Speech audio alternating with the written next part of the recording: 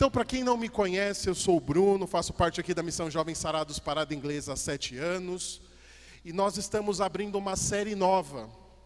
Essa série vai falar sobre vícios e virtudes. E para entronizar todo este tema que nós vamos aí durante 7 semanas caminhar, meditarmos, rezarmos e vivenciarmos, eu gostaria de já entronizar para você o que é vício e o que é virtude. Pode ser? Sim ou não? Vamos lá. Vocês concordam comigo que quando eu pratico algo, muitas vezes, isso se torna um hábito? Pessoas que estudam muito tempo algo, elas ganham prática naquilo. Pessoas que praticam determinado esporte, muitas e muitas vezes, elas ficam boas naquilo, aquilo se torna um hábito, se torna natural. Quando eu converso com o pessoal da música, eles falam que eles ensaiam bastante e que aquela repetição de exercícios dá a eles a habilidade de dominar um instrumento, de dominar um esporte, de dominar uma prática. Vocês concordam com isso, sim ou não?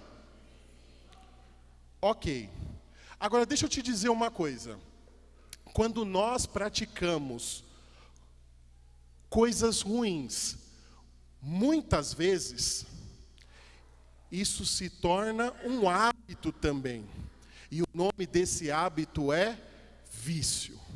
Então, repetidamente eu faço algo ruim, aquilo vai se tornando gradativamente um vício.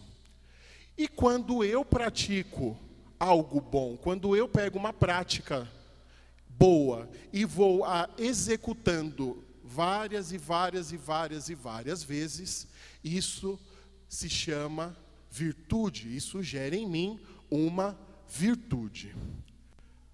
Entendemos o que é vício, entendemos o que é virtude, sim ou não? Amém. Você que trouxe a sua Bíblia, eu gostaria que você abrisse ela no Evangelho do nosso Senhor Jesus Cristo, segundo São Lucas. Nós vamos ler a partir do nós vamos ler o capítulo 15, a partir do versículo 11. E nós vamos falar hoje da virtude da humildade, e nós vamos falar hoje também do vício do orgulho. Enquanto você vai localizando aí a sua Bíblia, eu gostaria que você que não trouxe Bíblia, que você chegasse aí mais pertinho de alguém que está com a Bíblia.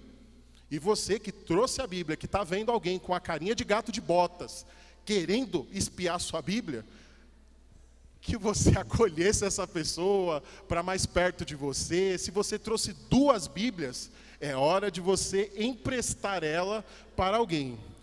Evangelho de São Lucas, capítulo 15, nós vamos ler a partir do versículo 11. Esse texto, ele é muito conhecido por nós. Muito mesmo.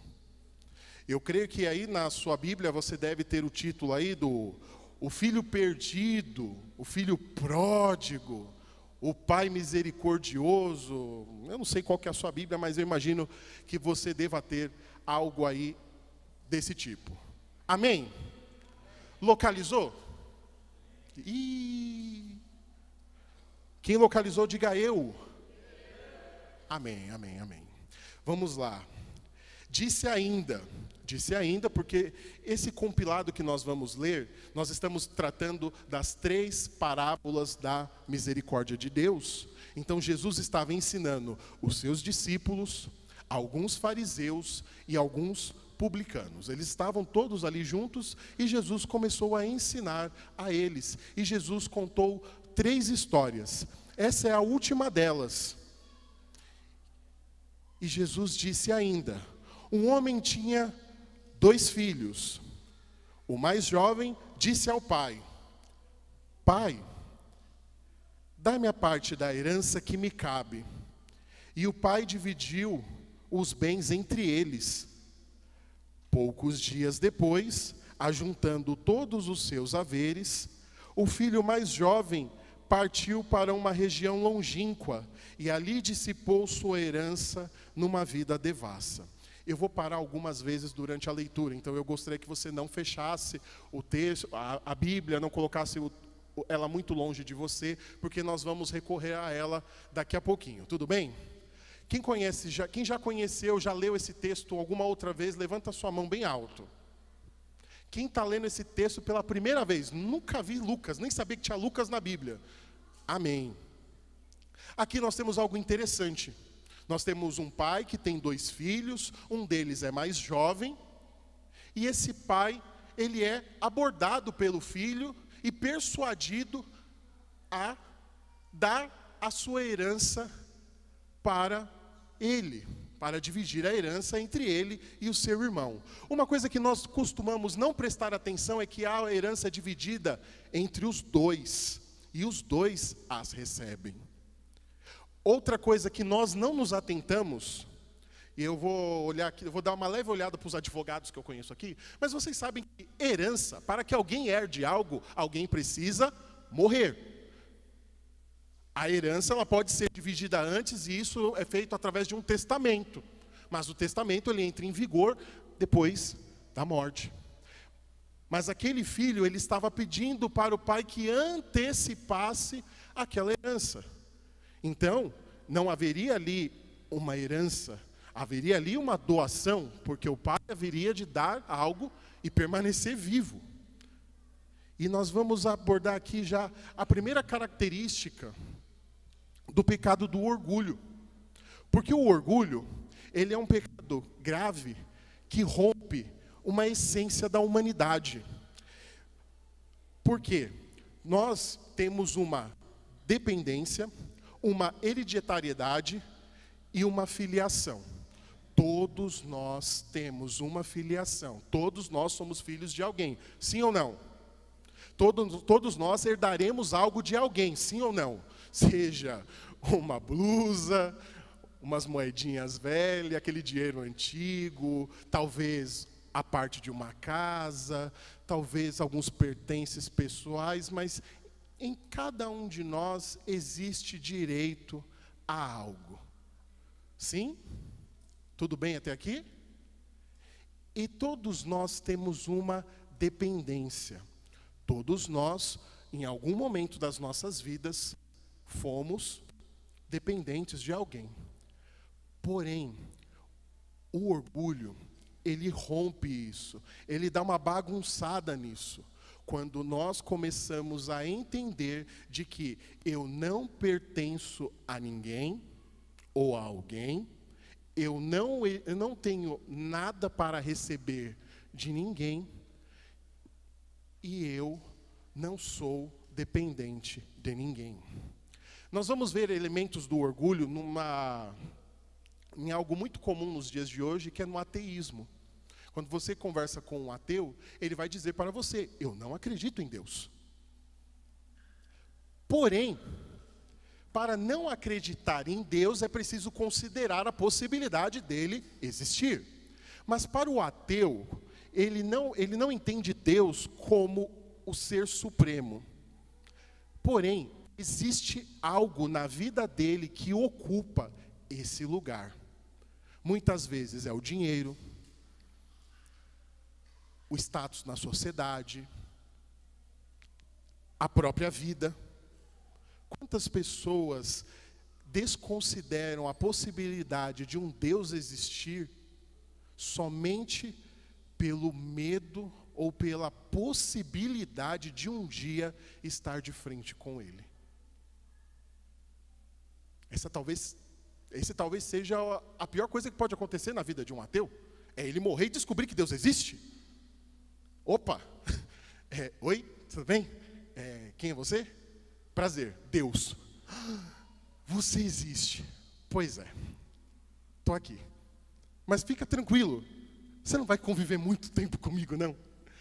Então, o orgulho, ele rompe com isso. E algo começa a ocupar na nossa vida o lugar de Deus.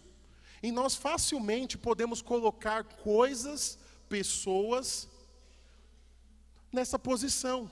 O Deus da minha vida é o meu dinheiro, porque eu trabalho, eu quero ser independente, eu quero ter sucesso, eu quero coisas, eu quero viajar o mundo, eu desejo, eu farei, eu sou o Senhor da minha vida e da minha existência. Ninguém vai me dizer se eu devo fazer isso ou aquilo, ninguém vai dizer o que eu posso ou o que eu não posso fazer, porque eu sou.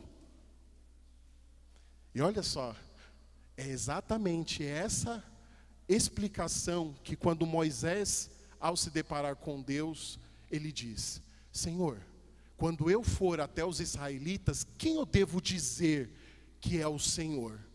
E Deus disse: eu sou aquele que sou. Então, na nossa sociedade, nós nos envaidecemos muitas vezes com pequenas coisas. Às vezes basta um emprego novo, um emprego bom, um salário generoso. Isso é o suficiente para nós fazermos como este filho. Ô Betão, você sabia que tem gente que quando casa, vai embora? Não te contaram isso? Tem isso, sabia? Você sabia que tem gente que quando arruma namorado vai embora? Você sabia que tem gente que quando arruma emprego vai embora? Isso acontece. Acontece exatamente o que aconteceu com esse aqui, ó. Pai, da minha parte que me cabe da herança. Porque as pessoas, elas pedem um emprego para Deus, sim ou não? Quem já pediu um emprego para Deus, levanta a mão aqui, ó. Sincerão, sincerão, sincerão. E a gente pede um emprego de Deus, não é verdade? A gente não pede um emprego ruim. Senhor, me dê um trabalho escravo, porque eu quero ser escravo. Não, nós pedimos coisas boas.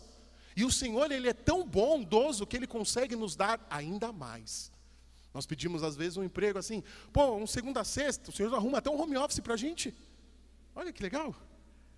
A gente pede às vezes, quem nunca orou pedindo para o Senhor um carro? Poxa, eu gostaria de poder vir a hora que eu quiser.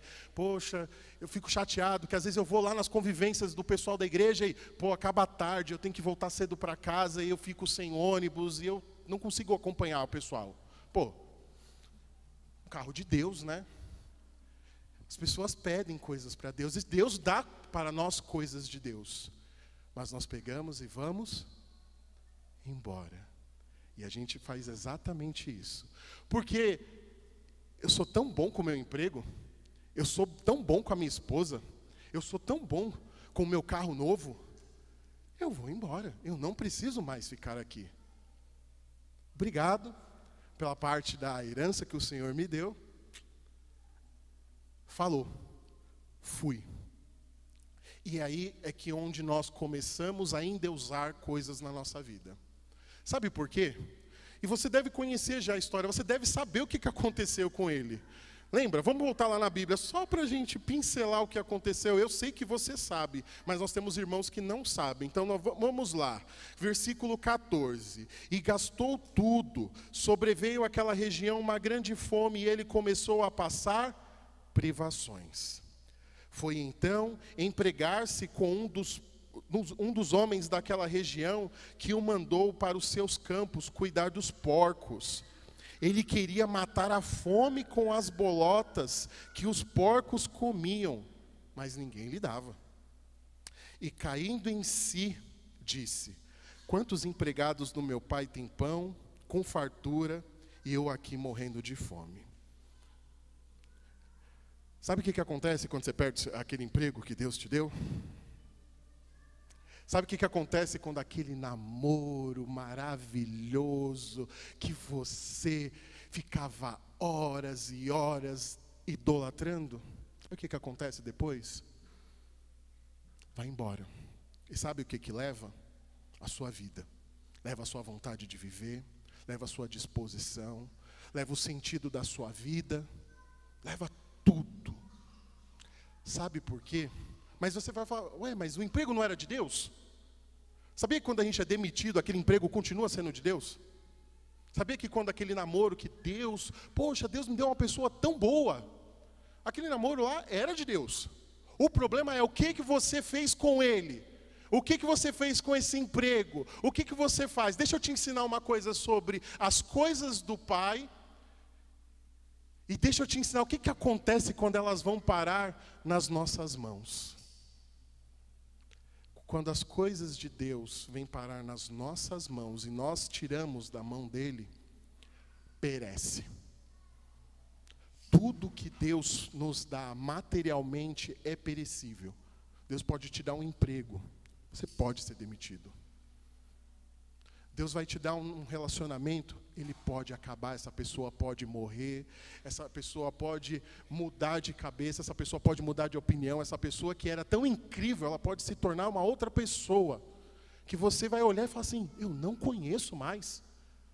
Eu tenho certeza que já aconteceu isso com a sua vida. Você começou um relacionamento e quando ele acabou, você já não reconhecia mais aquela pessoa. Porque Deus, quando Deus nos dá algo, ele continua.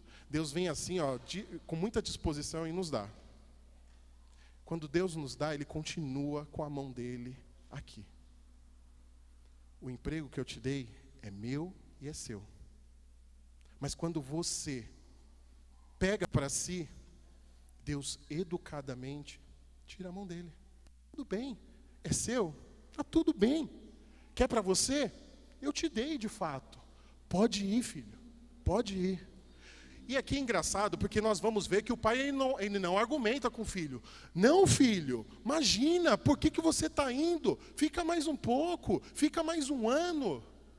Fica até você completar uma idade mais avançada. Eu vou te ensinar mais coisas. Não, o pai diz, tudo bem, filho. E porque quando o filho pede, ele pede. Mas ele não fala que vai embora. Depois que ele recebe, ele vai embora. E ele decide, então, voltar. E nessa semana, enquanto eu orava preparando isso, o Senhor falou algo no meu coração. Existe uma palavra que tem convivido comigo, que se chama legado. E essa semana, o Senhor Jesus me ensinou algo sobre legado. Jesus me disse, legado não é o que você deixa para as pessoas. Legado é o que você deixa nas pessoas. Porque quando Deus te dá algo, Ele deseja permanecer naquilo que Ele te deu.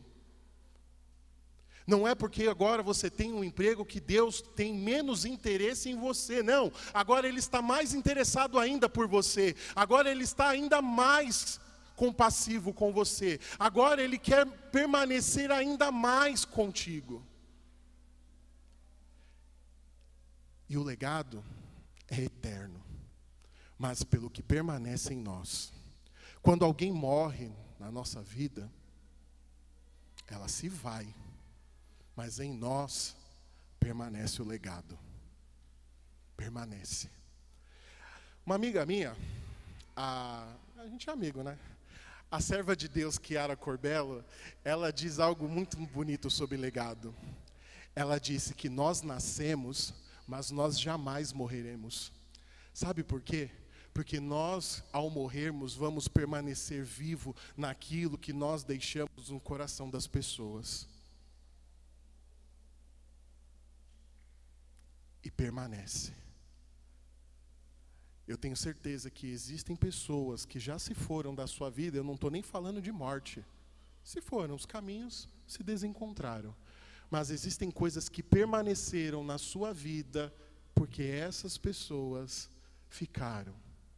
Tem gente que ensina a gente a comer coisas, e a gente passa a gostar daquilo, porque alguém ensinou para a gente que aquilo era bom. Tem uma pessoa na minha vida que me ensinou a tomar frappé de cappuccino. Pô, eu não vou no Rei do Mate, chega junto. Eu só peço aquilo. Eu não consigo nem me aventurar em qualquer outra bebida, porque aquilo é tão maravilhoso, tão maravilhoso, tão maravilhoso. Ô Rei do Mate, a gente vive da providência de Deus. Pô, chega junto. E aí, nós fazemos isso, e nós vamos absorvendo coisas. E Deus também quer deixar coisas em nós. E é aí que a gente entende como provém as virtudes que Deus deseja depositar em nós a partir das nossas práticas. Porque você reparou que agora, o que acontece com esse filho? Ele vai voltar, acabou a herança dele, pereceu, foi embora. Se ele tinha saldo lá, ele recebeu uma mensagem lá, está zerado. E ele decide voltar. Mas por que ele decide voltar? Porque na casa do pai existe valores e coisas que fora da casa do Pai não tem. Existem coisas na nossa vida que nós somente experimentaremos na casa do Pai. Fora da casa do Pai nós poderemos vivenciar muitas coisas, mas é somente aqui dentro da casa do Pai que nós vamos experimentar coisas que o tempo não vai passar, que o ladrão não vai roubar, que a traça não vai roer. Porque isso é legado. E aí, onde que entra a nossa humildade? Quando que a humildade acontece muitas vezes em nós? Quando nós nos arrependemos de algo. Quando nós cometemos algo errado, quando nós olhamos para a nossa vida e percebemos que aquilo que eu fiz foi equivocado, foi errado, acontece em nós um auxílio da graça de Deus chamado arrependimento, constrangimento. Tem coisa que a gente faz que a gente não tem vontade nem de dar as caras naquele lugar novamente. Às vezes a gente sai de algumas realidades, às vezes nós saímos de alguns lugares e nós cometemos aquilo com tamanho equívoco que nós não desejamos voltar lá, mas nunca mais. Poxa, mas você saiu e deu errado, mas por que você não volta? Mas a pessoa, ela tem um tamanho constrangimento, ela tem um tamanho arrependimento, que ela não tem coragem de dar as caras naquele lugar nunca mais. Pô, quem já saiu com a roupa do avesso sabe que não pega mais aquela linha de ônibus, porque alguém te viu com a blusa pelo avesso. E é tão simples, né? É só tirar e colocar, mas aquilo é tão constrangedor. Eu me lembro de uma vez que eu caí sentado no colo de uma menina dentro do ônibus. Eu fiquei 6 meses sem pegar aquele ônibus de novo. Era o mesmo horário. Muito constrangedor. Eu sou aquela pessoa desastrada, sabe? Que vai se apoiar no ônibus e sem querer dar um tapa na cara de uma pessoa. Já aconteceu comigo, e eu fiquei um bom tempo, porque eu falei, vai que aquele cara se arrepende de não ter enfiado a mão na minha orelha. Não vou dar oportunidade para o azar, né? Deixa quieto. Então, quando nós nos constrangimos, quando nós nos arrependemos de algo, muitas vezes nós temos a decisão de não voltar mais. E muitos de nós somos acometidos por este arrependimento. Mas existe uma virtude que Deus também nos dá, e que muitas vezes nós não damos conta, que é a humildade. A humildade de falar, eu errei. A humildade de falar, olha, eu estava equivocado, eu fiz a escolha errada, eu fui pelo caminho, putz, você me falou que aquilo era uma rua sem saída. Você acredita que eu fui no final e não tinha saída mesmo? Era verdade. Bem que você falou. Mas isso passa pela nossa humildade. E desculpa, a pessoa que é humilde de verdade, ela nem percebe que é humilde. Então aquele papo de, eu sou humilde, pô, sou simples. Isso já é uma arrogância, isso já é um orgulho, porque eu sou humilde. Não, eu sou simples. Olha para mim, olha a cara de simples que eu tenho. Então, o Santo Agostinho, ele ensina algo sobre a humildade, que ele vai dizer que a humildade, ela é a porta de entrada para que você adquira todas as outras virtudes. Eu não vou te falar quais são as outras virtudes, porque eu quero que você venha a semana que vem, na outra semana, e na outra semana, e na outra semana, então eu não vou te falar. Mas Deus tem muitas outras virtudes que só vão começar quando você matar uma coisa dentro de você que se chama orgulho. Quando você derrubar do trono uma coisa que está sentada lá, que se chama você mesmo. Porque nós muitas vezes ocupamos o lugar de Deus na nossa vida. E muitas vezes nós queremos ocupar o lugar de Deus na vida das pessoas. Opa, acontece. Nós queremos substituir Deus. Às vezes cheio de boa intenção. Mas deixa eu te falar, de boa intenção, o inferno está assim, ó, lotado. E deixa eu te falar uma coisa, cabe mais ainda, viu? Fica tranquilo, tem lugar para mais um lá. E então, a humildade é quando você pensa menos em você. E esse é o equívoco de humildade. Ah, não, eu podia comprar o tênis de 400, mas eu vou comprar o de 300 porque eu sou humilde. Ops. Não é sobre isso. Não é sobre menos de você. É sobre menos em você. É menos em você. É quando eu olho para tudo e esqueço de mim mesmo. É quando eu não tenho a preocupação de tirar a minha blusa de frio porque alguém está com mais frio do que eu. Eu nem pensei que eu vou passar frio. Eu nem pensei que eu vou poder ficar resfriado. Sabe o que acontece com a gente? Nós gostamos de nos preservar das coisas da vida. Poxa, eu trabalhei a semana toda, eu estou cansado. Eu não vou no sábado naquele lugar. Eu trabalhei a semana toda, é justo eu descansar. Você pensou tanto em você mesmo, que é melhor que você não venha mesmo. Você não está preparado ainda, porque você ainda está cheio de si mesmo. Mas a humildade é quando eu vou saindo de mim mesmo todos os dias e em todas as situações. Eu não dependo mais das minhas realizações para me alegrar. As realizações da vida do outro já me alegram. Poxa, quem já foi promovido dentro de empresa sabe que tem sempre aquela pessoa que fica ali, queria que fosse eu. E não consegue nem te dar um abraço sincero de parabéns, eu vejo a sua luta todo dia, você chega aqui 6 da manhã que nem eu chego, e na próxima vez tomara que possa ser eu também, tomara que você vire pleno para eu virar júnior, tomara que você vire sênior para eu virar pleno. Mas nós não nos alegramos mais com a alegria dos outros, porque nós estamos preocupados imensamente com a nossa. E com esse filho pródigo aconteceu isso. Ele não percebeu a sua herança se desfazendo dia após dia, hora após hora, mas ele só pôde se dar conta na hora que não deixaram nem ele comer a comida dos porcos. Você vai comer a comida do meu porco, você está de brincadeira. Eu estou engordando esse porco para matar ele, para comer, e você vai querer dividir a comida do meu porco. Não. O porco, nesse contexto aqui, ainda é um animal impuro, que um dia, com mais aprofundamento, eu posso até te ensinar sobre isso. Então, não vou nem te falar, se o porco era impuro, a comida dele era ainda mais impura. Mas nem isso ele conseguiu. Então a humildade, quando ela é sólida na nossa vida, ela naturalmente vai gerando outras virtudes em nós.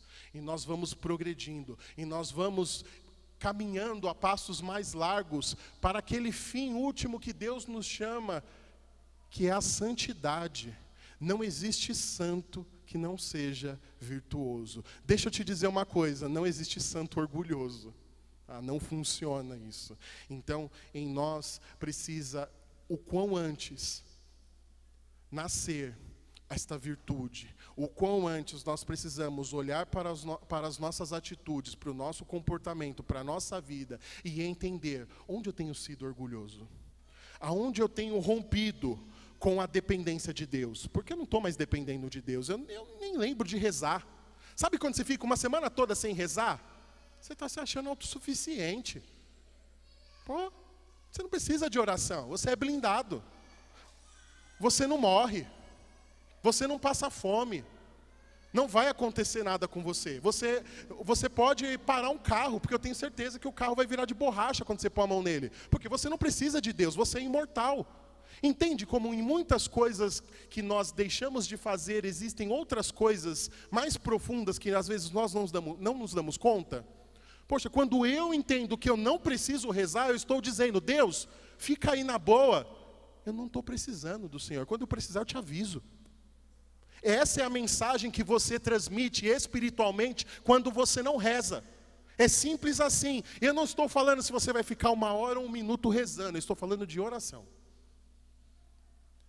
Tanto para quem caminha um pouco mais com o Senhor, como para quem está começando a caminhar com o Senhor. Eu não disse de belas palavras, eu também não disse de uma adoração de 5, 6 horas. Santa Teresinha do Menino Jesus diz que um pensamento é uma oração. Você não consegue pensar em Deus, desculpa, você está ocupado pensando em muitas outras coisas. E essas coisas possivelmente têm sido o seu Deus, o Deus da sua vida, o Deus da sua história, o Deus da sua existência. E você não se deu conta ainda. Mas sabe o que vai acontecer com você? Quando esse emprego que Deus te deu passar, sabe o que vai acontecer? Deixa eu te falar o que vai acontecer. Vai vir o choro, vai vir a tristeza, vai vir a depressão, vai vir a vontade de morrer, vai vir a dúvida, por que eu existo? Para que eu existo? Vai vir aquele pensamento de que eu não faço mais falta nessa vida, eu não faço falta para ninguém. Eu tenho certeza que tem pessoas aqui que já tiveram esses pensamentos. Para não expor das pessoas que estão tendo, tá? Tem pessoas aqui nessa noite, que estão aqui, presentes, sentadinhas aqui, ó, com a Bíblia na mão, que está com vontade, tem vontade de morrer, tem vontade de deixar de existir, que vontade de evaporar, que vontade de virar um líquido e escorrer e sumir. Né? E não é a mãe, né? Porque a minha mãe sempre falava, porque qualquer dia eu vou sumir dessa casa. A gente teve a brincadeira lá, eu lembrei disso. Né? Mas que bom que minha mãe não sumiu. E que bom que você não sumiu ainda, porque dá tempo de voltar. Porque na casa do Pai existe eternidade. E aí nós vamos ver lá, né? Vamos, ó, não esquece da Bíblia não, hein? Não podia fechar, hein? Vamos lá no versículo 18, né? Corre lá. Eu vi que você fechou a Bíblia. Estou vendo. Versículo 18, eu vou embora procurar meu pai e dizer-lhe, Pai, pequei contra o céu e contra ti. Já não sou digno de chamar de teu filho. Trata-me como um dos seus empregados. Partiu então e foi ao encontro do pai. Ele estava ainda ao longe, quando seu pai o viu, e encheu-se de compaixão, que correu e lançou-se ao seu pescoço, cobrindo-o de beijos. O filho então disse, Pai, eu pequei contra o céu e contra ti, já não sou digno de ser chamado teu filho.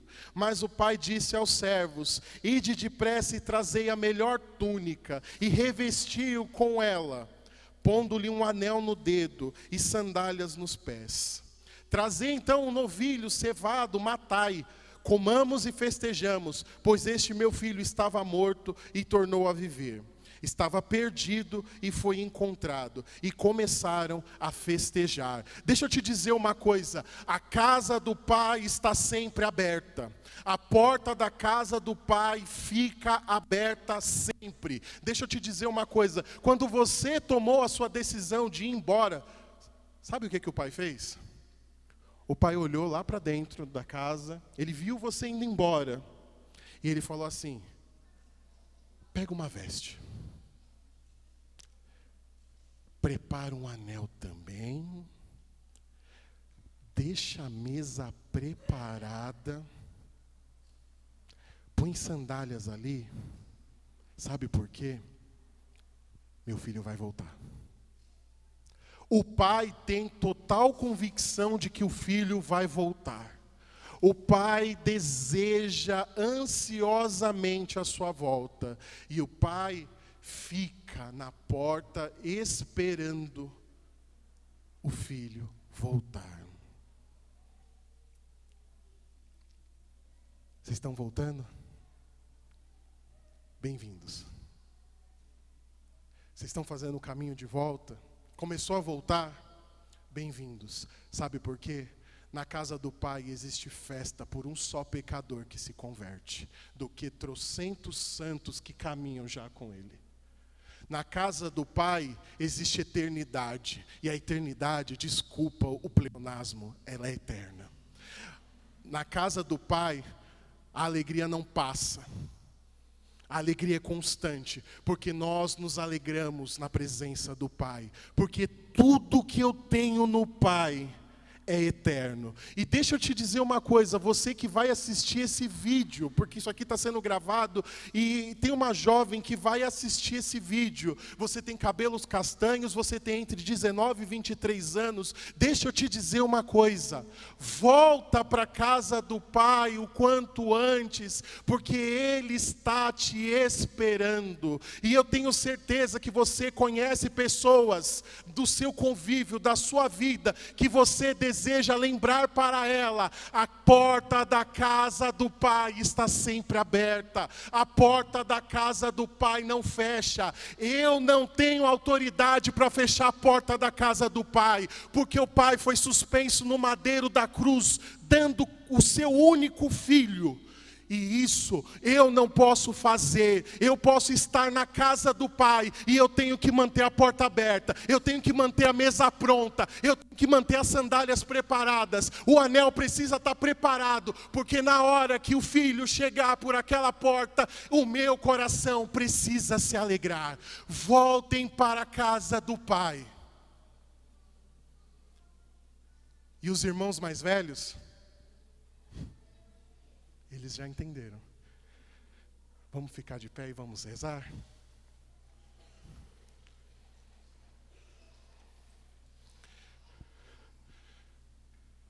Coloca no seu coração nessa noite, porque o Senhor deseja curar os nossos corações do orgulho que há dentro do nosso coração quando nós olhamos o filho voltando para casa. Porque nós não temos conseguido nos alegrar com aqueles que voltam. Nós não temos conseguido ter paciência com as pessoas que continuam indo embora. Nós não temos paciência de esperar ele voltar, de entender que ele vai pedir a herança, que ele vai ter uma experiência com Deus, e ele vai embora, e é outro que vai embora, mas em mim precisa residir o firme desejo de que ele volte. Coloca a mão no seu coração, porque o Senhor quer curar o nosso coração de irmão mais velho. O Senhor quer curar o nosso coração que está cheio de orgulho, de achar que, olha Pai, eu fiquei aqui o tempo todo, eu estou aqui há X anos, eu estou aqui por tanto tempo, eu nunca fui embora. Desculpa, quando você fechou a porta do Pai, você fez pior do que aquele que foi embora, porque a porta da casa do Pai precisa permanecer aberta, e você não tem autoridade para fechar ela. E o Senhor também deseja curar o seu coração de que está voltando, porque talvez para você não é fácil voltar para a igreja, talvez para você não é fácil vir aqui e se reconhecer do, olha, eu fiz errado, olha, poxa, eu quebrei a cara, olha, poxa vida, eu caí mais uma vez, e outra vez, e outra vez, e outra vez. Mas o Senhor deseja nos reconciliar com a sua infinita misericórdia. Em uns o Senhor quer gerar a existência da misericórdia que há nele, e em outros o Senhor deseja nos reatar com essa infinita misericórdia, para que eu seja misericordioso como o meu Pai é misericordioso. O meu Pai é misericordioso e eu desejo ser misericordioso com Ele, ao exemplo dele, e eu tenho que exercer, que pedir a graça de ser humilde. Coloca a mão no seu coração e diz para o Senhor por onde você tem andado. Será que você não tem percebido que você tem feito um caminho de volta? Volta. E você, irmão mais velho, deixa a porta da casa do Pai aberta. Pede para o Senhor essa graça. Senhor, dai-me a paciência que tem me faltado com o processo dos meus irmãos. Dai-me a compreensão, Senhor, de que eu devo ser misericordioso ao Teu exemplo, Senhor. Eu não tenho autoridade, Pai, para fechar a porta. E eu peço esta graça, Pai. Eu peço que o Senhor trabalhe esses elementos dentro de mim, Senhor. Eu estive aqui por tanto tempo, mas eu quero permanecer, Senhor, naquilo que o Senhor me chamou a fazer, naquilo que o Senhor me chamou a ser, Senhor. E é isso que eu te entrego nesta noite. Fecha seus olhos, vai erguendo os seus braços, vai retirando do seu coração esta angústia que você tem no peito, essa angústia que você tem no seu coração, essa perturbação que faz com que você desanime tantas vezes. Eu não sei quantas vezes você já tentou, mas eu quero te dizer que você ainda não tentou o suficiente. Eu quero dizer que você ainda não zerou os seus continues desse jogo. Eu quero te dizer que você ainda pode tentar mais uma vez, e mais uma vez, e mais uma vez. Enquanto houver tempo de misericórdia, há conversão. Não deixe o tempo da misericórdia na sua vida passar. Não deixe o tempo da misericórdia se perder da sua vida. Tira o Deus que está sentado no lugar que é do nosso Senhor na seu coração e na sua história. Afasta dos teus pensamentos. Não permita que o seu coração seja lugar de pensamentos e sonhos e anseios que não vêm do Senhor. Santa Teresinha do Menino Jesus dizia: Senhor, no meu coração não pode haver espaço para outra coisa que não seja o teu amor. Me ensina a te amar e amar aqueles que são